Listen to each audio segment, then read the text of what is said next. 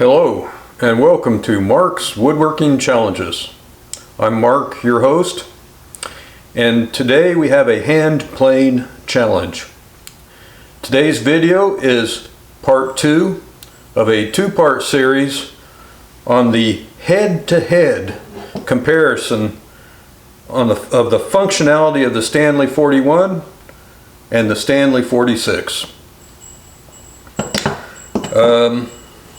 In part 1, I sort of described why I wanted to do this, so I won't rehash that here. And in fact, I only want to make a couple of comments before we get started on the functionality test. One is that I've got here a new table on comparing the 41 and the 46. For this particular video, we don't have any interest in the Stanley 45. And so I was able to move up to a catalog from 1877 instead of the previous one, which was from 1884. And so it's basically information that's a little bit more concurrent with these two planes. In fact, it actually looks a lot like the table from 1884, except for one little interesting tidbit is that the Stanley 46 was listed at $8 in the 1877 catalog, and I think $7 in the 1884 catalog. So, you know, they put it on sale or something. Who knows? But at $8, it would be fairly close to the price of the Stanley 41 at $9. And in those days, $1 was worth more than it is now, but I still think, you know, it's close enough that you would probably pick whichever one you like the best.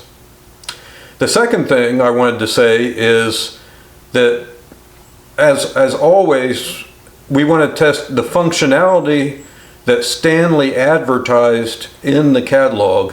And so here I have a reprint of the catalog page for the Stanley 46 so that you can see for yourself that it's listed as with all the functionality shown in the table.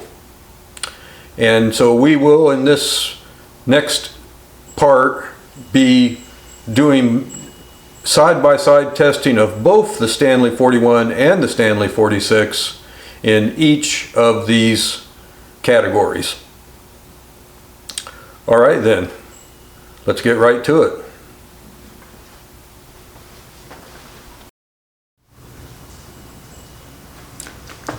The first test will be making a groove.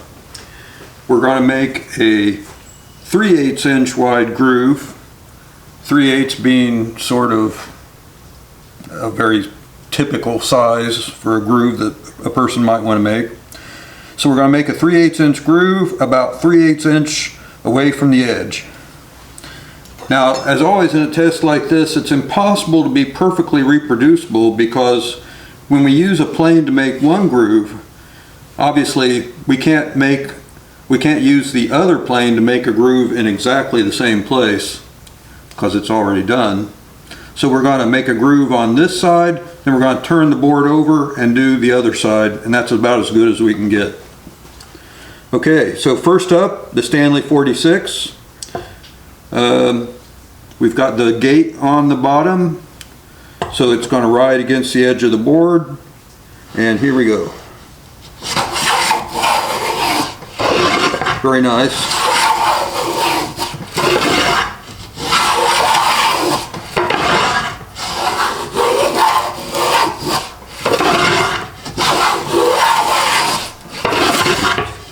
I could do this all day, I think. So there you can see that it's making very nice shavings.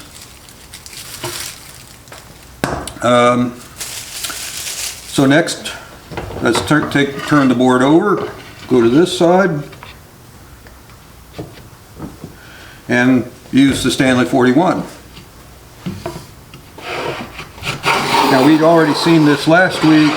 We know how this is going to come out, and you can see it's the same.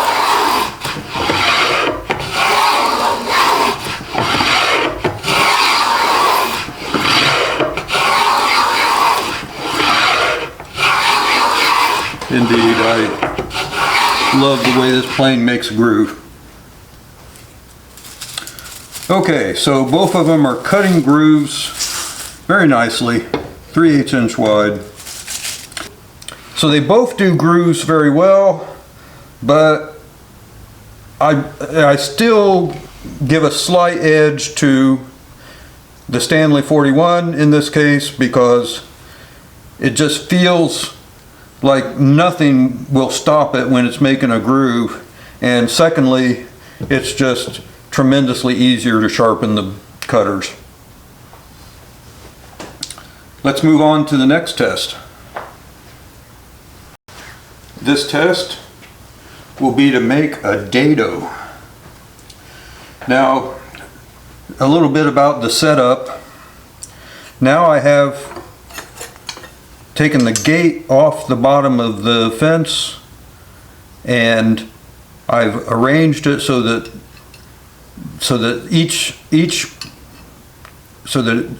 side of the skates are parallel or flush with the side of the cutter.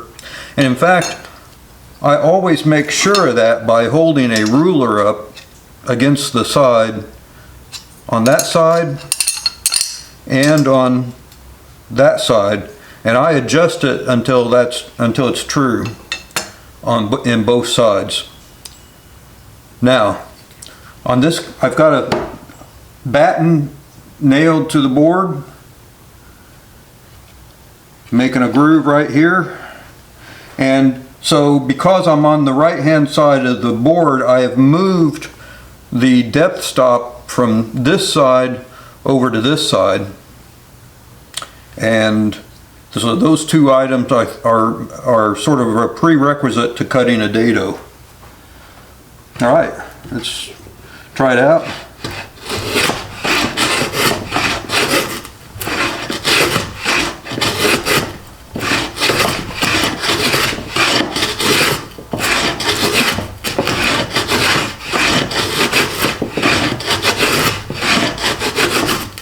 Doing very nice.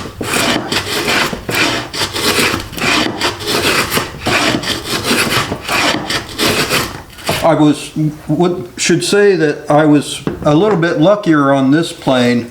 Although I can't move the knickers, it turns out that these are at least got some semblance of sharpness left. And you can see it's cutting very nicely, good shavings. And now we'll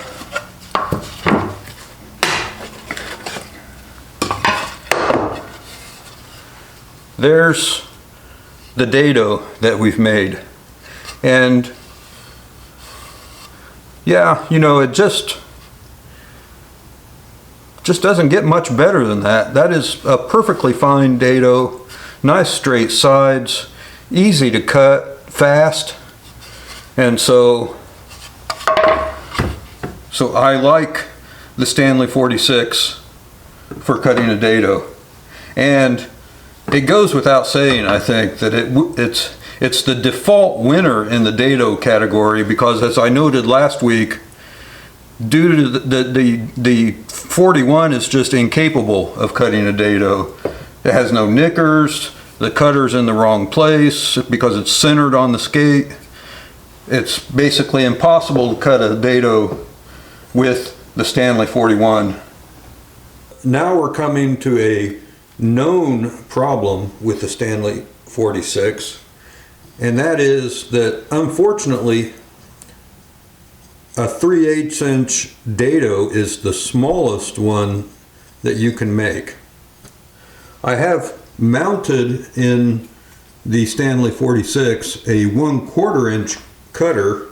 Hopefully you can see it here. And I've got the plane upside down, so we're looking at it from the bottom.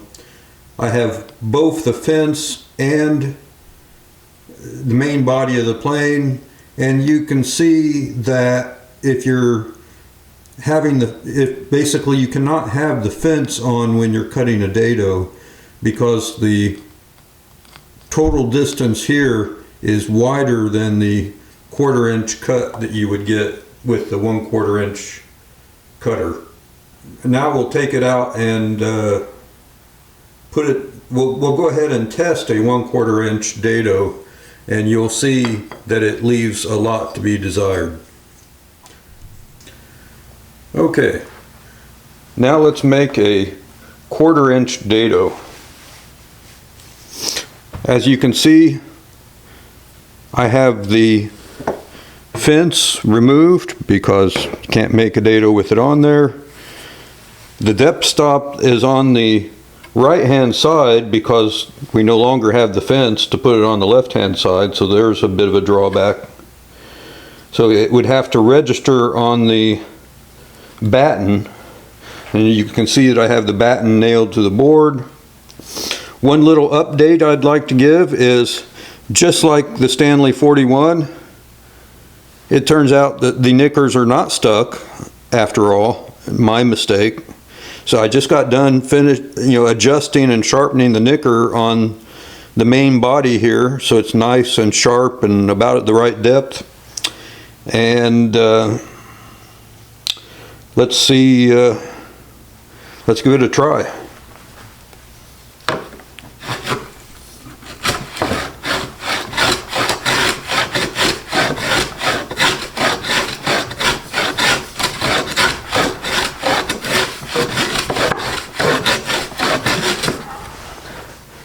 So that was sort of a medium-sized depth of cut. Seemed to be doing fine. But what you can see, maybe it doesn't show up on camera very well, but when you have this kind of situation, the side that doesn't have the knicker gets a little fuzzy. You could use it for a dado if you were desperate, or if you had an arrangement where you knew that the left-hand side of the dado was going to be hidden from view. Just be aware that you're not going to get a clean cut on the left-hand side. Before we leave this subject entirely, I just wanted to make a quick note that although we can't make a 1/4 inch dado with the Stanley 46, we're still good to go for a 1/4 inch groove. And that works perfectly good, as you can see. I could maybe set it a little deeper. That's actually just right, really. So you can make your 3/16, 1/4 inch, and 5/16 inch grooves. You just cannot make the corresponding dados.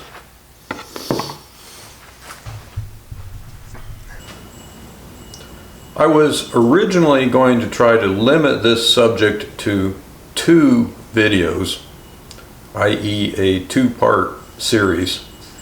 However, that was going to make the videos entirely too long, so I'm going to expand it to 3, probably 4 videos. This segment, though, is particularly germane because the Stanley 46 is especially famous for making dados, and it is the biggest reason why a lot of people buy a 46. In the next video, we're going to cover making rabbets with the grain, across the grain, as well as using both planes as matching planes, i.e. tongue and groove.